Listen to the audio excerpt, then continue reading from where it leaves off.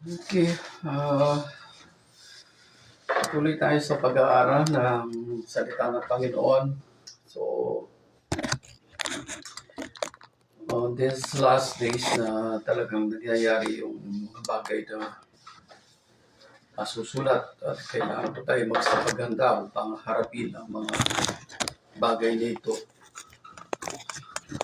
2026, nagdiwang ang buong mundo ng isang panibagong taon. Lahat ay sumisigaw ng Happy New Year, more blessing, kapayapaan, sabi nila, kasaganaan, and yet, lahat ng mga sinasabi ng tao ay kabaligtaran dun sa mga nasusulat. Ano po? Sa ating mga Kristiyano, ang paglipas ng mga taon, lalo na ngayon 2026, ay tanda na lalong nalalapit ang pagdating ng ating Panginoon. We rejoice not because there is a new year. Ano po? We rejoice because we know na papalapit lalo ang pagdating ng ating Panginoon. At mangyayari ang lahat ng mga tinukoy niya doon sa Mateo 24 hanggang sa aklat ng pahayag, yung lahat ng mga nasusulat doon, yung mga vials, ano po, yung pong mga trumpets na tutunog bago darating ang ating Panginoon. From 1 to 5 ay nangyari na po lahat ang mga yon. First to fifth trumpet ay nangyari na, tumunog na. At ang susunod na mangyayari ay ang pagtunog ng ika-6 na trumpeta, which is much more po na kakilakilabot at nakakatakot kung talagang tutusin. Titignan natin yung mga nasusulat doon na mangyayari sa 6th trumpet. Pagkatapos na mangyari yung 6th trumpet, tutunog na po yung the last trump na sinasabi, ang ika-7 trumpeta, in which that is the signal ng pagdating ng ating Panginoong Jesucristo. At siyaon lamang mga nakatutok o nakaakma ang kanilang mga espiritu sa espiritu ng ating Panginoon, siya lamang makaririnig noong trompeta na yon upang sila'y kaunin ng ating Panginoon at dalhin doon sa kanyang tabi at ibigay ang lahat ng mga reward, gantimpala na nararapat sa mga tunay na nagsipaghanda sa kanyang muling pagparito. Then, bababa na po dito ang ating Panginoon upang wasakin ang kasalanan sa sanlibutan.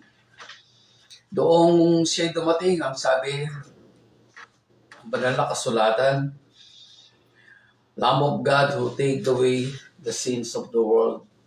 Yun po, sa kanyang kamatayan, at ito po yung ating pag-usapan ngayon. The Lamb of God who take away the sins of the world. Pero darating po siya sa huling tunog ng trompeta, hindi na po isang tupa, kundi isang leon na umaatungal.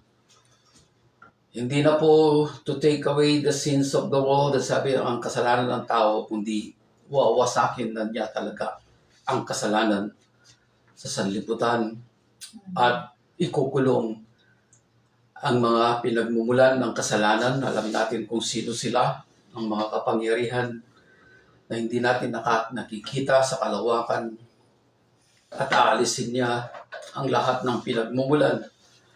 At ang ito po sa isa sa pinaka nasusulat dito na sa banal na kasulatan, kung ito po sisiyasatin nating mabuti,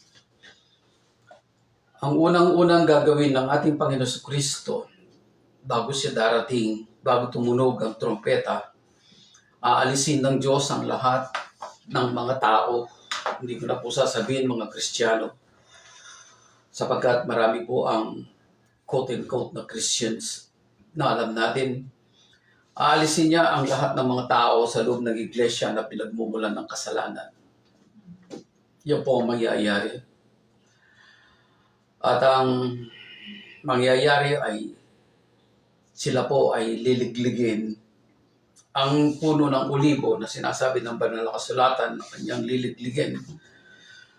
Ang sabi niya, heaven and earth, in these last days I will shake the heaven and the earth. At lahat ng maliliglig ay maliliglig. Sabihin, all that will be shaken will be shaken. At alam natin na kapag ka po sinjik mo po ang isang puno, tiyak marami ang malalaglag. Sino po yung malalaglag? Yung hindi tunay na nakakapit sa mga sanga. Sino ang sanga na sinasabi? I am the vine, you are the branches. So, alam na po natin na ang mangyayari sa panahon yun. Papalapit na po palapit ang pagliglig ng Panginoon sa kanyang iglesia. And then He will remove everything that cause sin to many. Kung sasiyasatin po natin mabuti ang banal na kasulatan, yun po ang mangyayari. Sinasabi po ng banal na kasulatan, even in the book of Revelation, sa mga huling kabanata, ang sinasabi sa panahon na yon, bago magwakas ang kapanahunan ng tao, ang sabi, ang masama ay lalong magpapakasama. At ang mabuti, ang mga banal, ay lalong magpapakabanal. Siyasatin po natin ang ating mga sarili. Tingnan po natin ang ginagawa ng Panginoon. Ako ba ay isa sa mga pinipili upang lalong magpakalinis at magpakabanal? O ginagawa ko ang aking ibig sa aking sarili upang lalo akong magpakasama? So nasa inyo po yun, nasa atin po yun. But nevertheless, ang pag-ibig ng Diyos ay gumagawa sa atin, lalo na sa mga tinawag niya. Iyon po ang ating tatandaan. Ngayon po ay mayroong panibagong kaguluhan na nangyari po. So, hindi natin alam sa ibang bansa. Ito po ang nilusog po ng Amerika, ang Venezuela. At sabi po nila, nabihag daw po nila ang presidente ng Venezuela, which is marami po silang ibinibintang sa kanya, in which hindi natin alam kung totoo o hindi, but he was removed in office at hindi natin alam kung ano po susunod na mangyayari. Sapagkat mayroon pong mga bansa na kakampi po ng Venezuela na sinabi ni once they touch Venezuela, we will move. Hindi natin alam kung anong klase yun o mananahimik na lang sila. Yung pong mga gera ngayon na nangyayari sa Ukraine, hindi po matapos-tapos. Meron din pong threat dito sa South China Sea between the motherland and Taiwan. Ano po? So, hindi natin alam kung anong mangyayari sa mga sumusunod pa. But in all of this, it was all written. Nasulat na po at wala po tayong magagawang anumang panalangin upang kontrahin ang mga nasulat na ito sa Mateo 24. All we can pray is, Lord, give us the courage and strength to face those days. At ang pangako po ng Panginoon sa atin, I will never leave you nor forsake you. Lalo na po sa mga panahon na yun. Ito yun binasa natin noong nakaraan sa Revelation, ito sa Church of Philadelphia. Iingatan naman kita sa panahon ng pagsubok sa lahat ng mga tao. Okay. So let's pray. Salamat po, Ama, sa iyong kabutihan. Salamat po sa pag-ibig mo. In this time of troubles na dumarating, even in our country, Lord, hindi alam ng maraming mga Pilipino, lalo na nung walang pakialam, walang kinalaman sa mga nangyayari sa aming bansa. Basta ang mahalaga, sila kumakain, umiinom, nagsasaya, nag-aasawa, naglalasing, lahat ng mga bagay na ginagawa ng salibutan, yan ang ginagawa ng maraming mga tao dito sa aming bansa.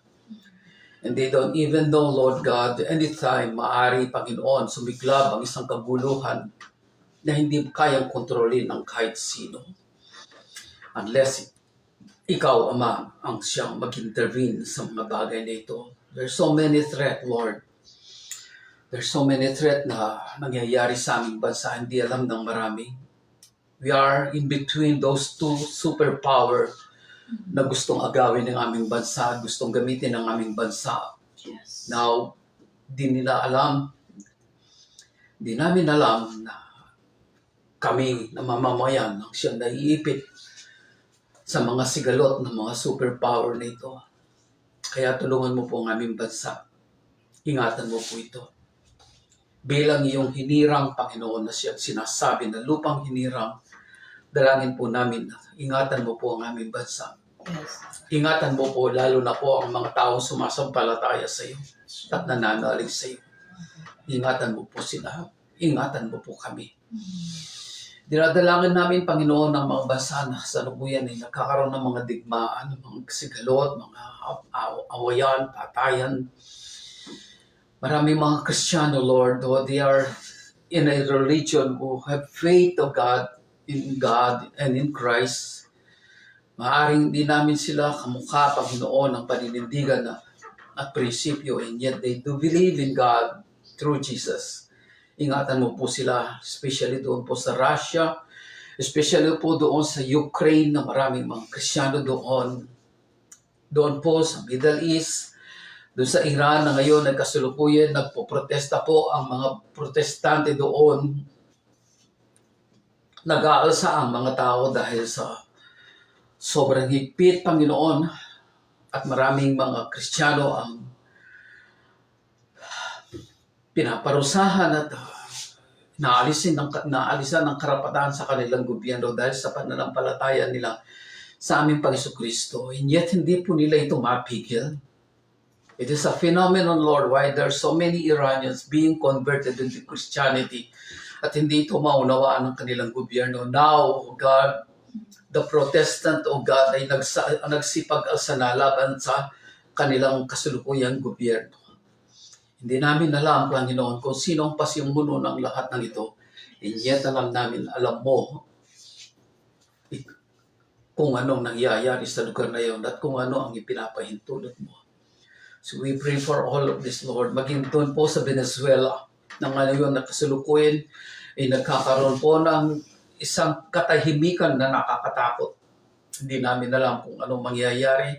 So we pray for Venezuela. Lalo po na po yung mga tao, mananampalataya na nandoon. Doon sa mga namatayan na mga sundalo ng Venezuela, bigyan po ninyo sila ng comfort, Panginoon, sa mga nangyayari nito. Payapain mo po sila at bigyan, Panginoon, ng kapayapaan ng kanilang mga puso.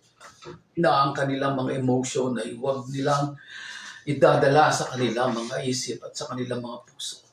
Kundi, Panginoon, ang dalangin namin, ingatan mo sila sa ganitong kalagayan ngayon. Even in our nation, Lord God, even in Taiwan, between the motherland and Taiwan, Lord, di namin alam kung ano mangyayari sa mga sunod-sunod na mga araw. But many people will be involved, many nations will be involved in this mga pangyayari na mangyayari. So we pray, ingatan mo po ang aming bansa. Ingatan mo po ang aming mga kapwa Pilipino na mga higit na 200 mga OFW ang nandun. 200,000 plus na mga Pilipino nandun nagtatrabaho. Ingatan po ninyo sila, Ama Diyos, sa pangalan po ng aming Panginoon. Sa pangalan po ng ating Panginoon. Sa mga oras na ito, Panginoon, sa aming pag-aaralan na ito, buksan mo ng malawak ang aming mga espiritu, ang aming pangunawa, ang aming mga puso upang maunawaan namin ang lahat ng ito na aming pag-aaralan. This is, O God, ay isang paalala mo sa amin, especially in these last days. On these last days, Lord God, tulungan mo kami, Panginoon, na ito'y may sa katuparan ayon sa iyong kalooban at sa iyong mga panukala. Salamat po, Ama. Salamat po sa iyong gagawin. Salamat po sa iyong Espiritu na patuloy na antabay sa amin. Yes. I-rebuke mo, Panginoon, ang lahat ng gawa ni Satanas. I-rebuke mo, Panginoon, ang lahat ng gagawin ng kadiliman upang maantala at huwag magkaroon ng kahulugan sa bawat puso ang mga mensahe naming babasahin. Tulungan mo po kami, Ama, sa pangalan po ng aming Kristo. Ikaw lamang po, Ama, ang may karapatan na sumuway sa mga kadilimang ito na gumagalaw sa iyong mga anak. Salamat po, Ama, sa pangalan po ng aming Kristo. Sa iyo po namin binibigyan lahat ng karangal at kapurihan. Amen. Amen. So let's open our Bible doon po sa John chapter 12, 1, 12, 32. Pagkatapos po mamaya, pagkatapos nating basahin ang ating pinaka-main text dito, John chapter 12 verse 32, ay babasahin po natin ang mga previous verses po bago po tayo nakarating doon sa 32 hanggang sa paglampas na po natin tapos tayo po'y matatapos sa verse 50. Ano po, medyo mahaba-haba po ito. Okay. Sinasabi po dito, at kung ako'y mayataas na, ilalapit ko sa akin ang lahat ng tao.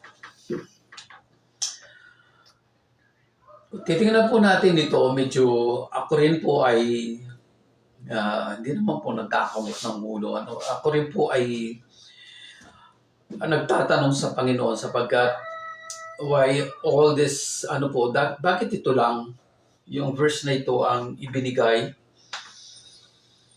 At habang ginagawa po ang outline nito, as in prayer, we know, by the guidance of the Holy Spirit, meron pong twofold fulfillment po ang kabanatang ito.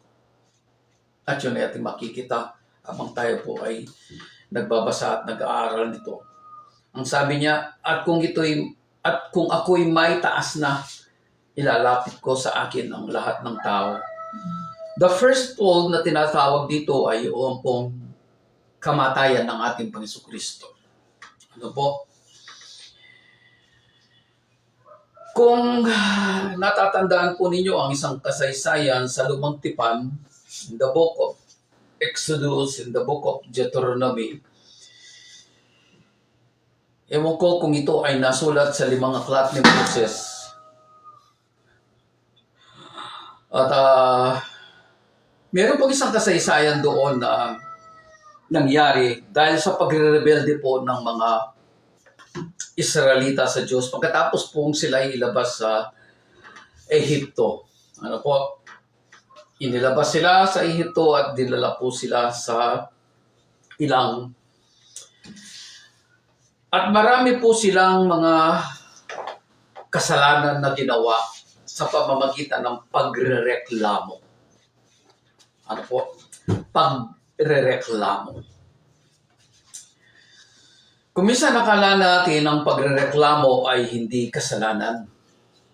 Ang pagrereklamo po ay katumbas na rin ng walang pagtitiwala sa Diyos.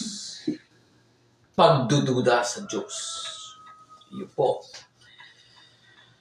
So, sa panahon na yon,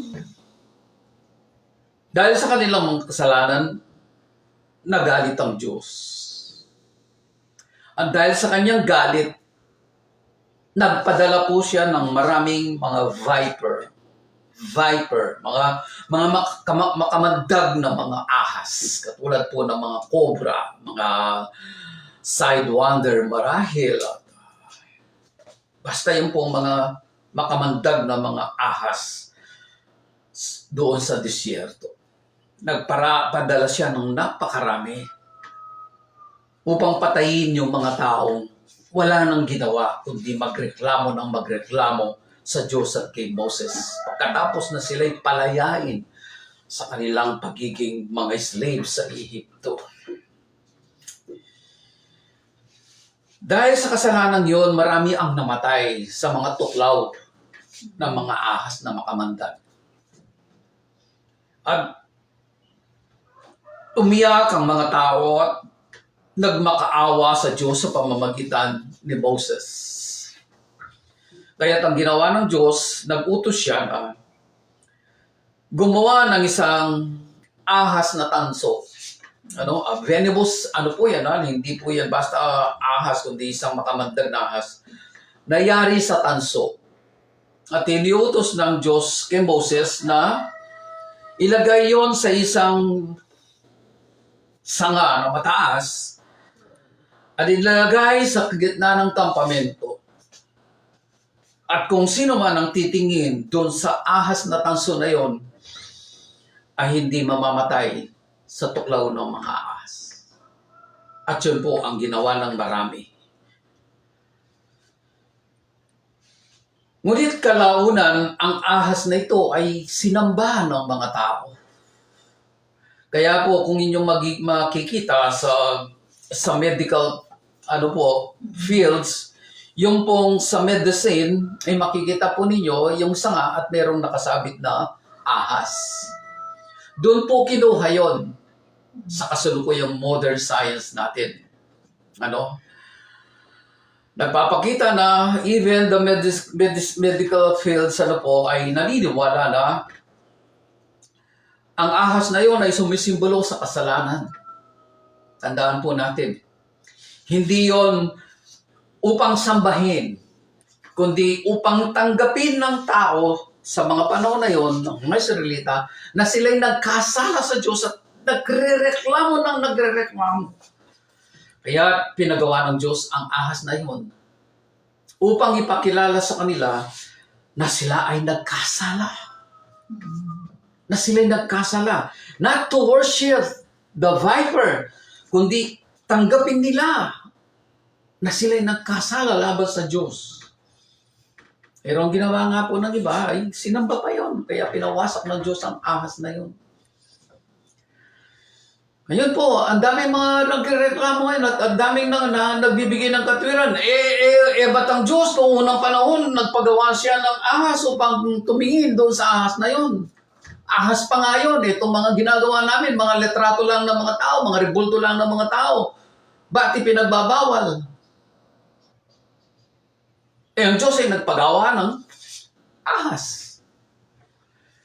Ang ahas na yun, hindi upang ito isambahin. Paulit-ulit natin sinasabi ito. Ito ay isang tanda ng kasalanan na kailangan nilang tanggapin at tumingin doon sa ahas na yun na sila'y nagkasala sa Diyos. At ang iba naman, kung bawal sabi na ng Diyos, sinabi na huwag kayong gagawa ng anuman larawan sa langit sa lupa, bakit mayroong mga anghel doon sa Ark of the Covenant? Ang dami pong mga katwiran and yet hindi nila nakikita kung anong kadahilanan, bakit yung pinagawa ng Panginoon. Those angels are not meant to be worshipped. Kung makikita natin sila po'y nakaluhod, ang dalawang pakpak nila, apat po yung pakpak nila, dalawang pakpak ay nakatakip sa kanilang mga paa, at yung dalawang pakpak ay nakatakip sa kanilang mga mukha. Sila'y sumasamba sa Diyos, yung mga anghel na yon. At dahil sa pagtakip nila sa kanilang mga mata, they too, sila rin ay tinatanggap nila sa kanilang mga sarili na they could not look to God. Because masyado siyang banal, masyado siyang malinis, masyado siyang makapangyarihan. So even those angels ay nakayuko. Pero ang ginagawa ng mga tao ngayon, even yung angel na nakausap ni St. John, nang humarap sa kanya, anong ginawa ni St. John? Lumuhod siya sa harapan ng anghel. At siya po'y nirebuke ng anghel na ito. Tumayo ka! Huwag mong gagawin yan. Ako rin ay isang alipin na katulad mo.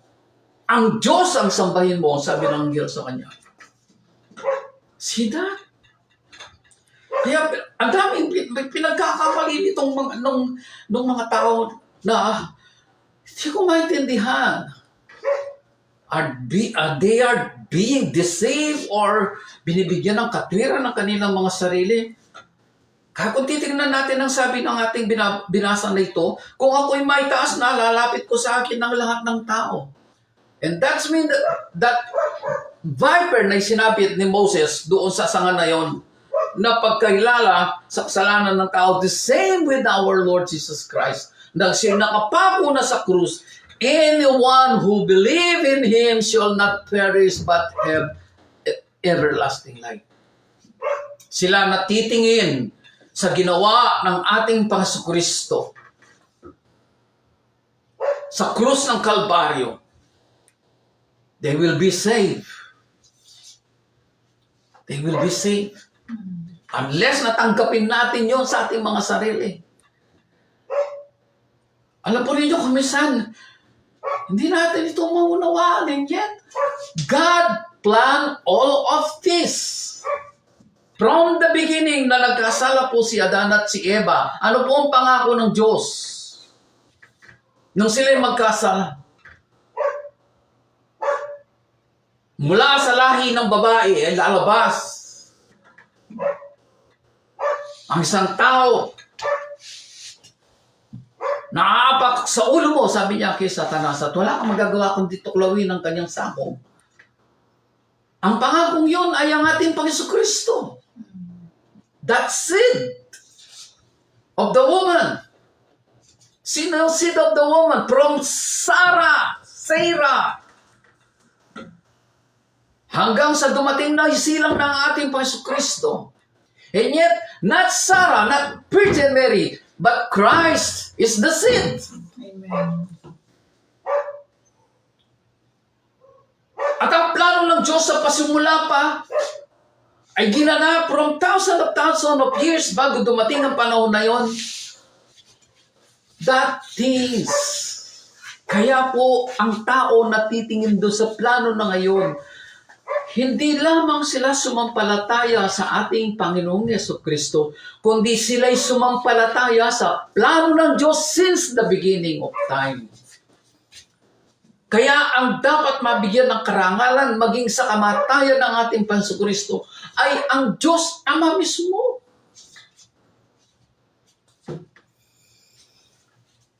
At ang plano ng Diyos, ang ating Panginoong Kristo, God given Him the name that is above all name. Kaya habang tayo sumasampalataya sa ating Panginoong Kristo, in all things na Kanyang ginawa, we are glorifying God. Sapagkat tinanggap natin ang plano ng Diyos na Kanyang tinupad sa ating Panginoong Kristo. Yun ang dapat natin pong maunawaan.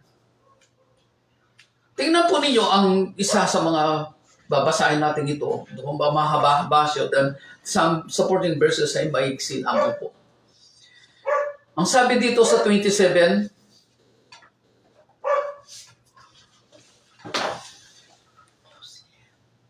sa 27 na nasusulat dito, ngayon ako'y nababagabag, ang sabi ng ating Panginoon. Ngayon ako'y nababagabag. Sasabihin ko ba, Ama, iligtas mo ako sa kahirapang daranasin ko? Sabi.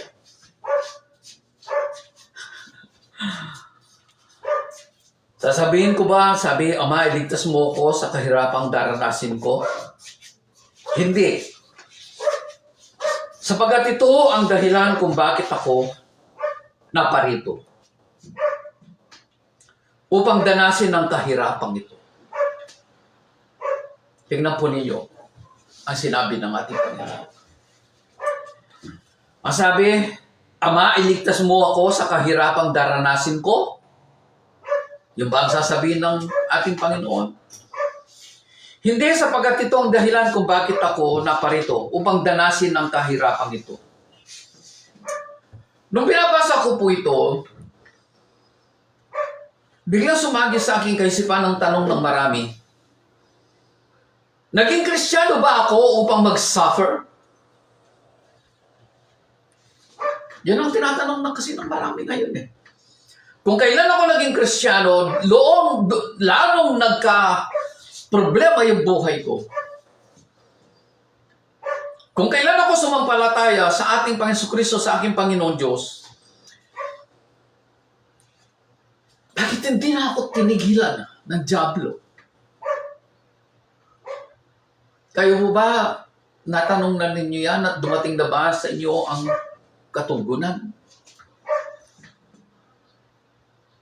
Itong sinabi ng ating Panginoon, dumating ako upang danasin ang kahirapang ito. For what? To save mankind. Tayo dinaranas natin ang mga pagsubok na dinaranas natin sa ngayon.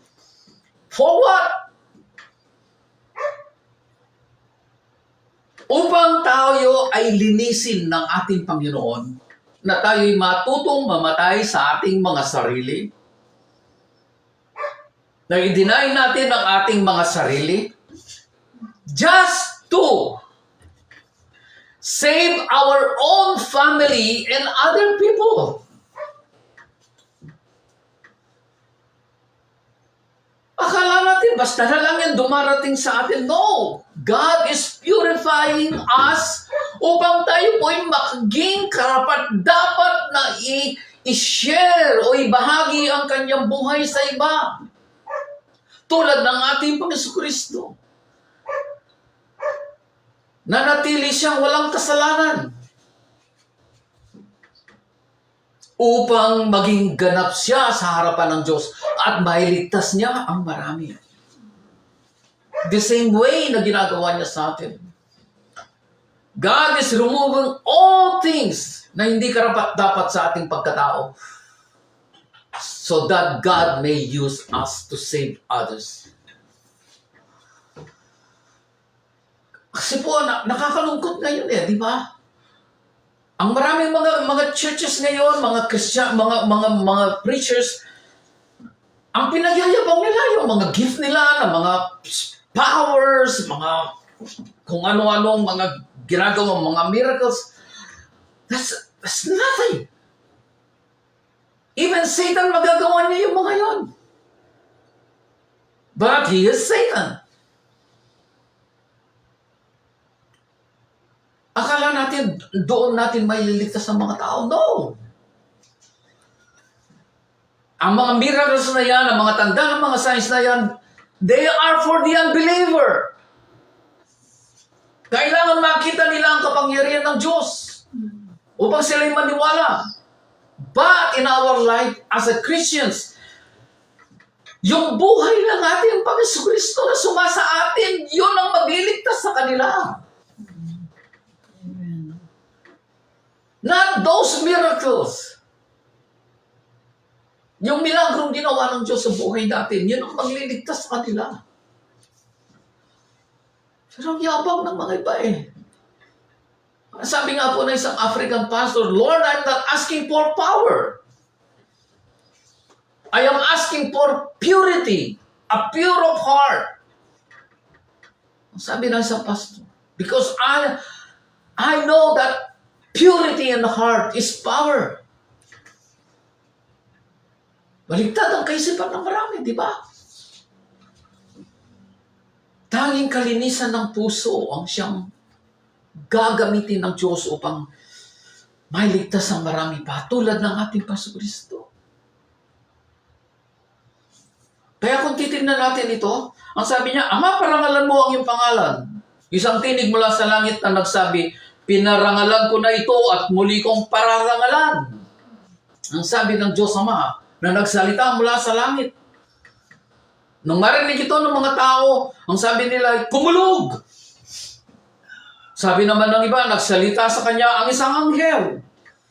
Sinabi ni Jesus, pinarinig ang tinig na ito dahil sa inyo, hindi dahil sa akin. I know myself, but you don't know yourself. Pwede natin pagsinungalingan ng ating mga sarili. But we cannot deceive God. Ang sabi niya, pinarangalan ko na at muli itong pararangalan. Ito, nagkakaroon po ng kontrobersya sa mga churches. Yung daw Jesus na nasa flesh, yun din daw yung Diyos na nasa langit. Dito sa lugar, sa simple pa lamang ito, iilan ito. Sino nagsalita sa langit? Di ba ang Diyos Ama? Sino yung nasa lupa? Di ba yung anak na nasa laman? Alam nga naman ang ginawa ni Jesus katulad ng ginagawa ng mga ventriloquists ngayon. Ano po yung ventriloquist? Throwing voices. Kung nanonood po kayo ng mga puppet, ako meron po ang pinapanood sa YouTube, yung si Jeff na marunong talaga sa pag-throw ng boses. Hindi naman siguro ginawa ni Jesus na nag-throw siya ng boses sa langit nang marinig ng mga tao. No. Ito po yung malaking katanungan. Why some people are insisting that God became flesh? Hindi po ang Diyos ang nagkatawang tao. Kaya nga po may nagsalita sa langit. At si Jesus nasa lupa. If God became flesh, totoo yung doktrina ng ibang reliyon. That God has a mother. God. Nahihiling na lang po ako sa mga ganito. I pity them. I pity them because they are deceived. They are deceived.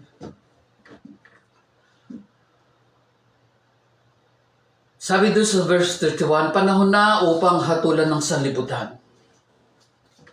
Itataboy ngayon sa labas ang pinuno ng sanlibutan ito. Through His death. At kung ako'y maitaas na, ilalapit ko sa akin ang lahat ng tao. Dapat samantala po akong titigil dito ulit. The first fold of the fulfillment of the plan of God ay yung pong literal na kamatayan ng ating Jesucristo doon sa krus ng Kalbaryo. And the second fold is, kinig po kayo mabuti, the body of Christ must die also in their self to save the world. Ako po, naiyak ako doon sa salitang ito na dumating sa atin ngayon. Di ba ang Iglesia ang siyang katawan at ang ulo ang ating Panginoon Kristo? The head died on the cross 2,000 years ago. At siya ngayon ay nakaluklok doon sa langit kasama ng Ama sa kanyang trono. At naiwan dito, itinatag niya ang kanyang katawan. Para ano? Magsaya? Mag-New Year? Magpakalayaw? No.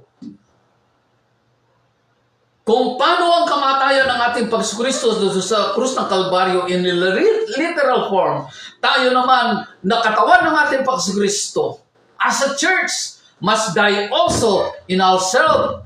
Mamatay tayo sa ating mga sarili at mamatay tayo sa kaparaanan ng sanlibutan to save the world.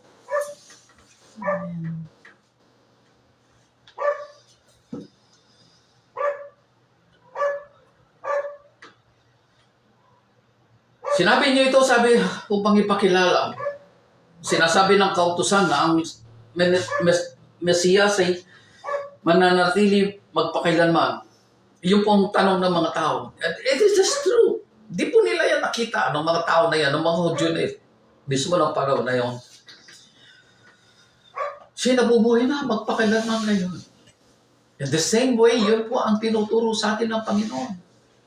Actually, lahat ng sumampalataya sa ating Panginoon sa Kristo, sabi niya, hindi daranas ng kamatayan. Oo, sabi na, yung mga ninuno natin nakamatay na lahat. Tapos sasabihin mo yung mga sasampalataya hindi dararas ng kamatayan. Hindi po nila nakikita in that spiritual world Lahat ng mga Kristiyano sumampalataya ng totohanan sa ating Panginoon Kristo, nanguyapit sa mga pangako ng Panginoon Kristo, they die physically, but not in God. Amen. Buhay sila. Buhay si Ned, buhay si Michael, buhay si Lolo Lloyd. Buhay ang lahat ng mga Kristiyano na sumampalataya.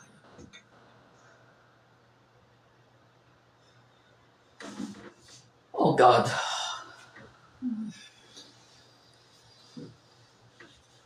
Sabi na ni Jesus sa 35, kaunting panahon na lamang at makakasama ninyo ang ilaw. Sila ang tinutukoy niya, mga tao na yun. Lumakad kayo samantalang kasama pa ninyo ang ilaw upang hindi kayo dilimin. Sa panahon na yun. Hindi alam ng lumalakad sa dilim kung saan siya pupunta. Mapupunta. Diba? Totoo naman po ito eh. Samantalang kasama ninyo ang ilaw, manalig kayo sa ilaw upang kayo'y maging mga tagasulod ng ilaw. Alam po ninyo, kung basta na lang ito binabasa natin, hindi natin alam kung ano yung kahulugan niya sa original na pagkasulat. Sa Greek po ay ganito ang nakasulat. Ano po? Samantalang kasama pa ninyo ang ilaw, manalig kayo sa ilaw upang kayo'y maging tagasunod ng anak. Anak ang nakasulat doon po sa huling salita na yun. Not light, kundi anak. So kung tayo po ay lumalakad sa ating Panginoon sa Kristo, kasama siya, we will not walk in darkness. Hindi tayo maliligaw ng sino man. No? Tandaan po ninyo yan. Kaya lang tayo naliligaw kasi madilim pa yung ating kaisipan. We cannot see the truth because masyadong kulob ng kadiliman ng ating kaisipan. Ayaw natin buksan ang ating mga puso, ang ating mga kaisipan sa liwanag ng ating Panginoon Diyos upang makita natin ang kaningdingan ng ating Panginoon Kristo. Pilit natin ipinipikit ang ating mga mata sa katotohanan ng nasusulat na ito.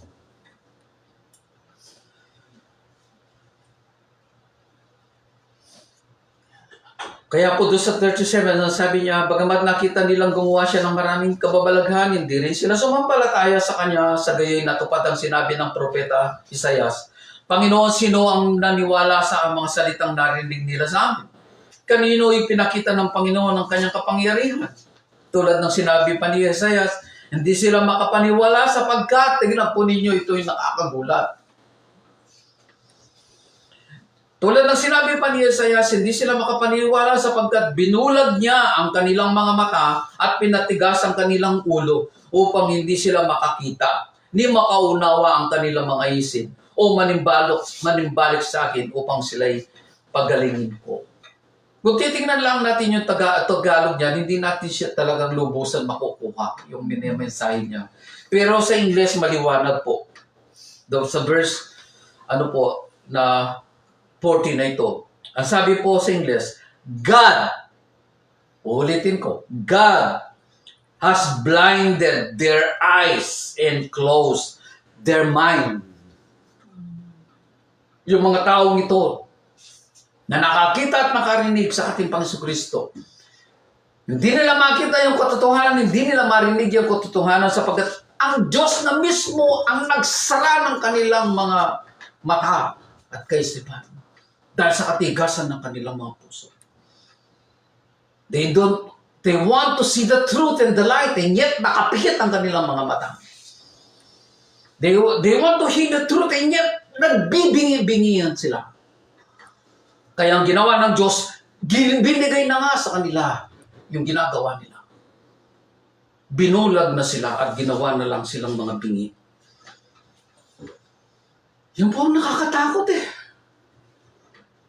Pagka pinapatigas na natin ang pinapatigas ng ating mga puso, katulad ng Paraon, na ginawa ng Diyos, pinatigas ng Diyos ang puso ni Paraon. God can do that. Kanino? Sa isang nagbabaliwala sa ginagawa ng Diyos. Isipin po ninyo yan.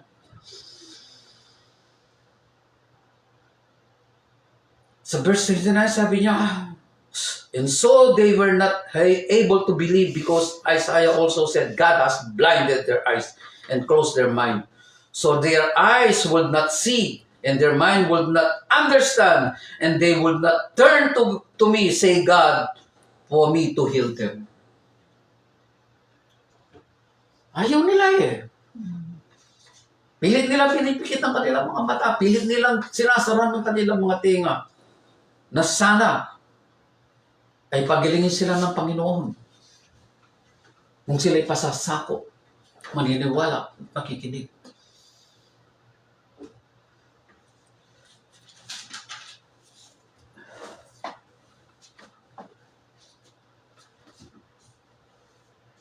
Doon po sa alapasan na po natin yung isa. Sabi po doon sa, basahin na po natin yung 41. Sinabi pa ito ni Isaiah sapagkat nakita niya kung gaano kadakila si Jesus. Sipin po ninyo, how many hundred years bago sinilang si Jesus? Ando na po si Isaiah bilang propeta. Pero sinabi dito ni Isaiah sapagkat nakita niya kung gaano kadakila si Jesus at nagsalita siya tungkol sa kanya. In a vision na pinapakita ng Diyos sa mga propeta. Gayunman, maging sa mga pinuno ng mga Hudyo ay marami ang sumampalataya sa kanya. No? Ngunit hindi nila ito ipinahayag dahil sa takot sa mga Pariseo. Wow. Itong mga Hudyo. Sumampalataya na sila kaya lang hindi nila yung pinahayag dahil sa takot sa mga Hudyo. Baka sila'y itiwalag sa sinagoga. Wow. Baka sila'y itiwalag. Sapagkat inibig pa nilang kalugdan sila ng tao kaysa kalugdan ng Diyos.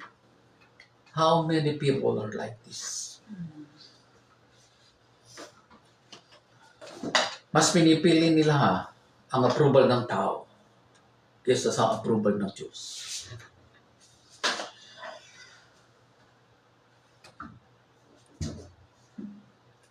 Sa verse 44, at malakas na sinabi ni Jesus, ang nananalig sa akin ay hindi lamang sa akin nananalig, kundi pati sa nagsugo sa akin. Sino nagsugo sa ating Panginoon? Ang Diyos Ama. At ang nakakita sa akin ay nakakita na rin sa Kanya. At doon po kumisan yung interpretasyon ng iba. Ito yung Diyos, si Jesus, in the physical form. Wow, sabi ko nga ewan ko. In all this symbolism, sinasabi ng ating Panginoon ay hindi nakukuha ng tao. Christ is the exact image of the Father. Yung sinasabi po ni Paul, the book of Corinthians, sa mga epistles niya, ulit-ulit. Exact image. In character. In righteousness, in holiness, in power, everything. Sapagkat ibinigay ng Diyos Ama ang lahat ng kapangyarihan sa langit, sa lupa, sa ating Panginoon Kristo, nang muli siyang mabuhay. Binigay sa Kanya. Ibig sabihin, may nagbigay. Di ba? Sino nagbigay? Ang Ama. Sino ang binigyan? Ang Anak. At ngayon, ibinibigay din naman sa atin. Amen. Sabi, ako'y naparito bilang ilaw ng sanlibutan upang hindi manatili sa kadiliman ang nananalig sa akin. Dahil hindi manatili sa kadiliman ang nananalig sa akin. Amen. Mark it down. Po? Kung mapakinggan ninuman ang aking mga salita, ngunit hindi niya tuparin ito, hindi ko siya hatulan. Sapagkat naparito ako upang iligtas ito. Verse 48, ito na po. May hatol sa sinumang magtakwil sa akin at hindi tumanggap sa aking mga salita. Ang salitang ipinahayag ko ang hahatol sa kanya sa huling araw. So it means, sinasabi ng Panginoon, ito ang hahatol sa mga tao sa huling araw. Ang kanyang mga salita. So nasa inyo po yan. Kung yung tatayo maninindigan, pasasakop sa salita ng Diyos, in which the Word of God is Christ. Sapagkat hindi ako nagsasalita sa galang sarili ko lamang, kundi ang ngamang nagsugo sa akin. Ang siyang nagutos kung ano ang aking sasabihin at ipahayag. At alam kong ang kanyang utos ay nagbibigay buhay na walang hanggan. Kaya't ang pinasasabi ng Ama, ang siya ko sinasabi. The same way today. Yes. The same way today. Ang Ama ang nagbibigay sa atin ng kanyang mga salita. Ang Ama ang nagbibigay sa atin ng kanyang mga salita. Yung ating mga binabasa itong mga outline nito, it's just part of this Word of God. Mukhang makalimutan ko na lang po yung pinaka-subject natin, sabi. Bringing or sending soul to God through Christ. Siguro dito na po tayo papasok talaga sa pinaka-ano niya. Namamatay ang ating Pasukristo sa krus ng Kalbaryo. Iyon ang naging kadahilan ng kaligtasan ng marami. Sabi niya, ilalapit ko sa akin ang lahat ng mga tao. Bagamat, alam natin, hindi lahat ay sumampalataya. Ang mahalaga, siya'y namatay para sa sanlibutan. Now, the second fold nito ay yung kamatayan ng iglesia sa kasalukuyang panahon. Paano natin ililigtas ang sanlibutan kung tayo mismo ay napapahamak? Paano natin ililigtas ang ating pamilya kung tayo mismo ay mahantong rin sa kamatayan na hiwalay sa Diyos? Paano natin ililigtas ang sanlibutan kung tayo mismo ay namumuhay sa sanlibutan bilang isang makasanlibutan? Siyasatin po natin mabuti ang ating mga sarili. Dito po sa babasahin ko, dalawa na lang po ito babasahin natin. Babasahin lang po natin ang isang conversation between the Church of Laodicea and our Lord. Ang sabi po dito, isulat mo sa anghel ng iglesia sa Laodicea. Alam natin kung ano yung Laodicea, the lukewarm church. Ano? Yung isa paa niya nasa Diyos, yung isang paa niya nasa sanlibutan. Yan po ang ibig sabihin nitong Laodicea na yan. Sabi niya, isulat mo sa anghel ng iglesia. Ito ang sinasabi niya na ang pangalan ay Amen, ang ating Panginoon, ang matapat at tunay na saksi at siyang pinagmulan ng lahat ng nilalang ng Diyos. Tandaan po natin yan. Proverbs 3:14. Hindi, ano yan? Revelation 3 to 14. Revelation. Yeah, Revelation. Okay. Nalalaman ko ang mga ginawa mo. Alam kong hindi ka malamig ni mainit. Malo sana malamig ka o mainit. Ano? Sana nagpakabanal ka na lang. O sana yung nagpakabanal ka. O kaya nagpakasama-sama ka na lang. Babalang araw ay babalik ka rin sa akin. Pero dahil ikaw ay hindi mainit, hindi malamig, ikaw ay naka-neutral, isusuka kita. Ayaw ng Diyos ng ganon. Yung playing safe, naka-neutral ka. Ang neutral playing safe ang tawag doon. Sana naging malamig ka na lang o naging mainit. Pero dahil hininga ka lang, isusuka kita. Sasabihin mo, ako'y mayaman at sagana sa lahat ng bagay. Ngunit hindi mo nalalamang ikaw ay abang-aba, kahabag-habang, maralita, hubad at bulag.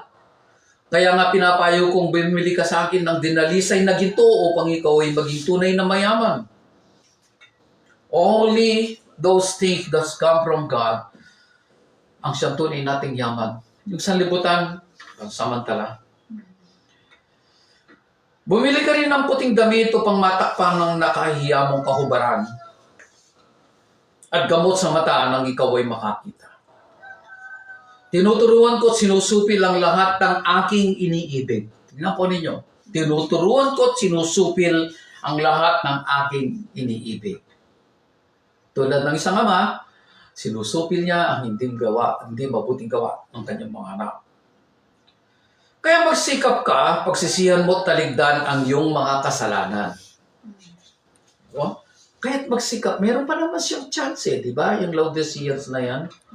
Sabi niya, magsikap ka at pagsisihan mo at taligdan ang iyong kasalanan. Sa verse 20, ito po ay ginagamit madalas na ginagamit natin sa evangelism noon. Kahit kami, ako ginagamit ko ito sa evangelism. Mali pala. Pwede mong gamitin, but this verse is intended for Christians, not for non-believers. Tandaan po ninyo yan.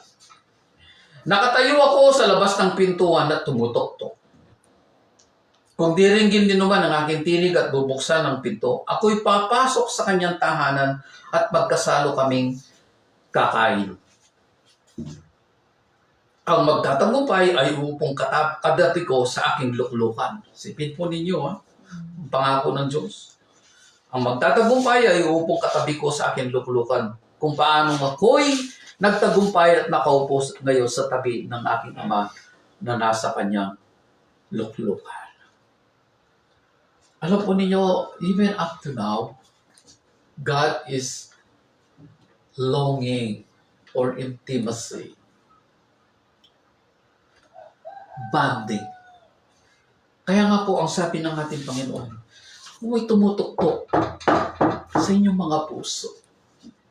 Kung bubuksan ninyo ang inyong mga puso na parang sa tahanan, ako'y papasok. Magkasalo tayong kakain. That's bonding. A friend to friend. A father to son. Iyan po ang gusto ng Diyos sa atin. But the question is, kanino kayo lumalapit? Kanino ninyo binubuksan ang inyong mga puso? Kaya lalong nagkakaligaw-lagaw, sasabihin natin yung word na ito, excuse, kaya lalong nagkakaloko-loko yung ating mga buhay. Dahil kung sino-sino yung nilalapitan natin. Samantalang ang ating Panginoong Kristo ay tumutok-tok. Let me in. Let me in. At tayo magkakaroon ng isang fellowship. A heart-to-heart conversation. Yun po ang hinihiling ng Diyos sa atin. Yun po ang hinihiling ng Diyos sa atin. Dito po sinasabi ng isang philosopher, at sabi niya, none are more is hopelessly enslaved than those who falsely believe they are free. Kakalungkot po talaga. Maraming mga taong ganon. Na sila'y bihag, pero sila'y naniniwala at umaasa. At sa kanilang paniniwala, sila'y malaya. But they are not. Sapagkat yung kanilang mga iniisip ay mga false belief. At ay inaakala nila yung ginagawa nilang lahat ng bagay para sa Diyos sa iglesia. Maawit, kumakanta, nangangaral, lahat. It seems that's way our holiness. No!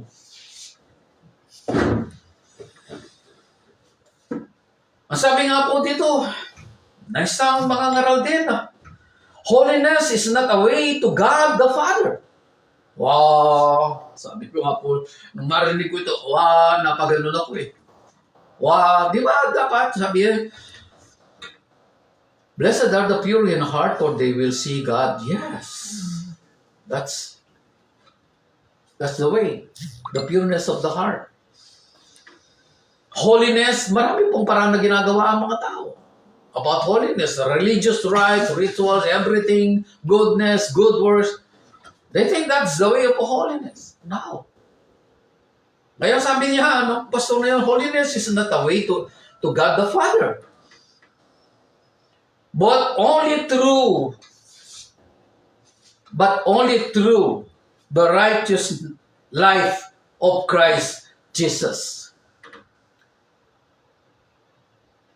Ang tanging makapagdadala sa atin sa Ama ay ang matuwid na pamumuhay at buhay ng ating Panginoon sa Kristo. That we inherited through His death and resurrection. At yun ay namana natin, atin sa pamamagitan ng kanyang kamatayan at muling pagkabuhay. Wow! Kaya po, tinutuwid ng Diyos ang ating pananaw patungkol sa Kanya at sa ating Panginoon Kristo. We can see God, yes, but through the life, the righteous life of our Lord Jesus Christ. Doon lang. Yun po sinasabi ni Paul sa Rome, sa Book of Romans. If the Spirit of Him that raised Him from the dead, that same Spirit, ang siya rin magbibigay ng isang buhay sa atin. A resurrected life. Bilang pong pagtatapos, na po ako. Last na po ito. Sa conclusion in all of this, sabi niya, in the book of St. Jude, ano po? Ito po si Judas, ano po ang tawag sa kanya? Tadeus. Yeah. St. Jude. Ano po? Siya po si St. Jude Tadeus, hindi po si Iscariote na nagtaksil. Sabi po niya dito sa 17, wala pong verse ito dahil isang ano lang po, isang page lang siya. Ano po?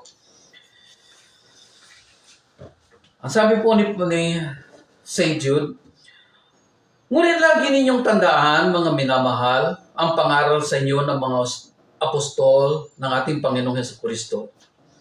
Noon pa may sinabi nila sa inyo, lilitaw sa huling panahon ang mga manlilibak. Mockers, ang tawag po sa English. Mga alipin ng kanilang masasamang pita. Ito ang mga taong lumilikha ng pagkabahabahagi. Mga taong pinagaharian ng kanilang mga pita at di pinananahanan ng Espiritu. Hindi pinananahanan ng Espiritu. Ngunit magpakatatag kayo, mga minamahal, sa inyong napakabanal na pananampalataya. Manalangin kayo sa tulong ng Espiritu Santo.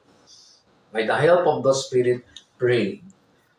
Manatili kayo sa pag-ibig ng Diyos habang naghihintay sa ating Panginoong Jesucristo na magkakaloob sa inyo ng buhay na walang hanggan dahil sa kanyang pagkahabag sa inyo. Ano? Dahil sa kanyang pagkahabag sa inyo. Ito po yung dapat nating ginagawa. Bringing soul, sending soul to Christ, to God through Christ.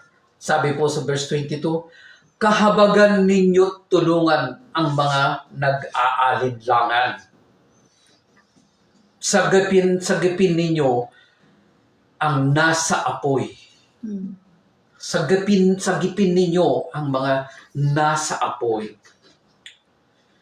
Ang iba na may kahabagan ninyo. Have mercy on them. Ngunit, sabi, mag-ingat kayo, kasuklaman ninyo pati mga damit nilang tigmak ng kahalayan. Sabi nga po sa English, hate the sin, but not the sinners.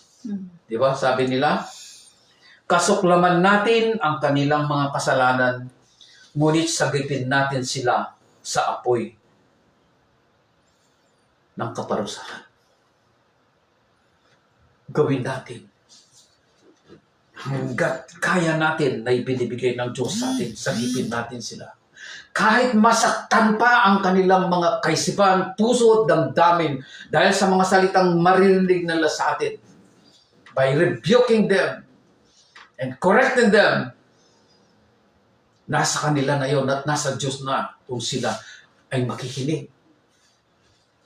Because sa ating binasa kanina, if they will not listen and to obey the Word of God, ang Diyos na ang magpapatigas ng kanilang mga puso. Bubulagin na sila mismo at sisasara na ng Diyos ang kanilang mga tenga. Pag dumating po yun, Yun na ang nakakatakot. Yun na po ang nakakatakot. So pray for our loved ones. Amen. Have courage to rebuke them and to correct them. Iligtas natin sila sa impyerno. Yes, Lord. Iligtas natin sila sa impyerno. Opo. At sa verse 24, as a benediction na binigay ni St. Jude, sa kanya na makapag-iingat sa inyo upang hindi kayo magkasala. Sa kanya, makapag-iingat sa inyo upang hindi kayo magkasala at makapaghaharap sa inyo ng walang kapintasan at may malaking kagalakan sa kanyang kalwalhatian. Sa iisang Diyos na ating tagapagligtas, sa pamamagitan ni Jesucristong Panginoon natin, sa Kanya ang kapurihan, karangalan, kadakilaan, kapangyarihan, mula pa noong una ngayon, at magpakailanman. Amen. Amen.